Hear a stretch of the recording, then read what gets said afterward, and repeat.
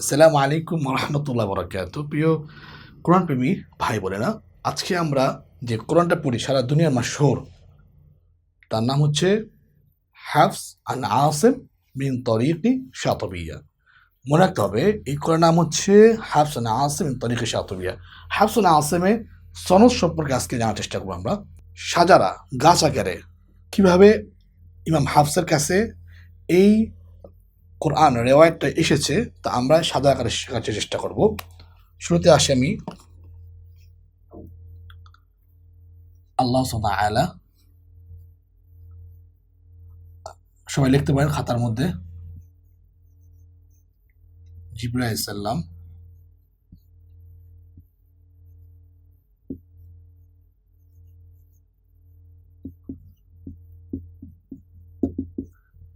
অন্য রেওয়ায়ত আছে জিবরিল লিজা বেরিল লিজা বরাইলা। ঠিক আছে, মনে রাখতে হবে সবাই। তারপর হচ্ছে রাসূলুল্লাহ সাল্লাল্লাহু আলাইহি সাল্লাম, সবাই সাল্লাল্লাহু আলাইহি সাল্লাম বলেন আমার সাথে সাথে। তারপর হচ্ছে এটা দুইটা ইয়েতে চলে গেছে, দুই জায়গায় দুইটা দুই সাহাবীর কাছে গেছে, দুই সাহাবীর কাছ থেকে পরবর্তীতে আসেন। আমরা আজকে শিখবো আস্তে আস্তে। আলী ইবনে তালেব রাদিয়াল্লাহু আনহু,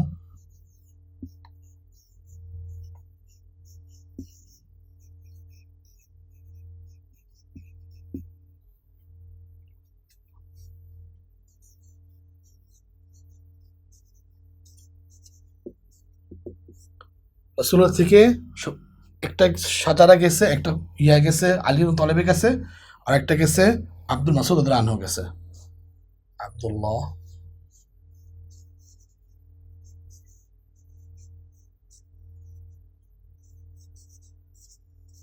মাসউদ রাদিয়াল্লাহু তাআলা আনহু। তারপর গেছে আলী ইবনে তালেব থেকে গেছে আব্দুর রহমান সুলামি।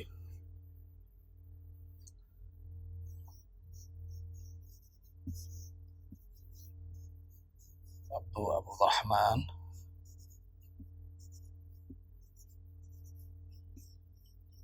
السلمي।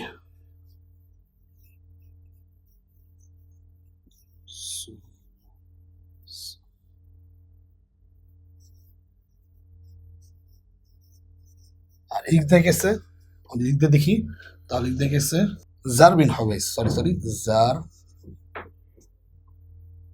ইবনে বিন হুবাইস।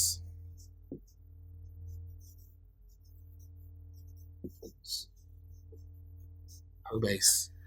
তারপর সেখান থেকে ইমাম আসিম,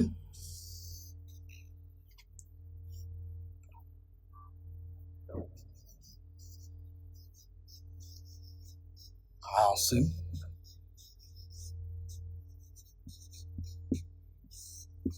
থেকে হাফস রাহিমাহুল্লাহ,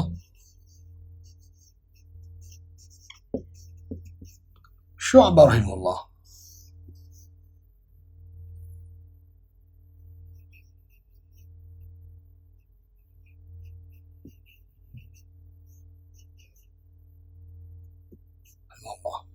আমরা এখন কি শিখলাম যে প্রথমে আল্লাহ আল্লাহ পাঠাইছেন কার কাছে? জিবরাইল সালামের কাছে।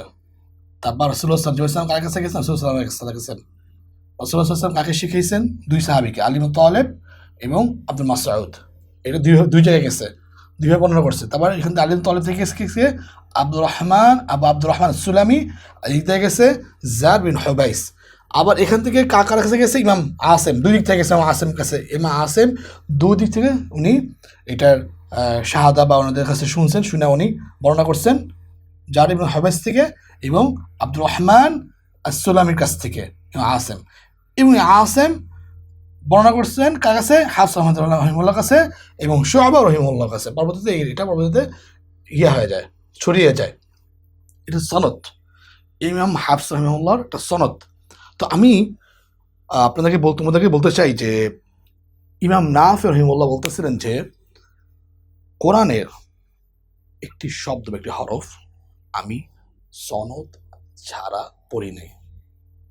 তাহলে আমরা আজকে জানলাম যে কোরআনের, হাদিসের সকল জায়গায় সনদ রয়েছে। হাদিস সনদ আছে, কোরআন ঠিক তেমন সনদ রয়েছে। যেমন এই সনদটা কেউ আল্লাহ, জিবাই সাল্লাম, সাল্লাম, আলী আনহু, আবদুল্লাহ ইবনে মাসউদ রাদিয়াল্লাহু আনহু, তো দিকতে আবু আব্দুর রহমান আস-সুলামি, দিকতে রয়েছে জার বিন হুবাইস। আর ওনাদের দুইজনের কাছ থেকে শুনছি ইমাম আসিম থেকে শুনছে কি ইমাম হাফস আর ইমাম শুআবা রাহিমাহুল্লাহ। তাহলে আমরা এটাই জানলাম যে সনদ ছাড়া কোনো কিছুই সঠিক নয়।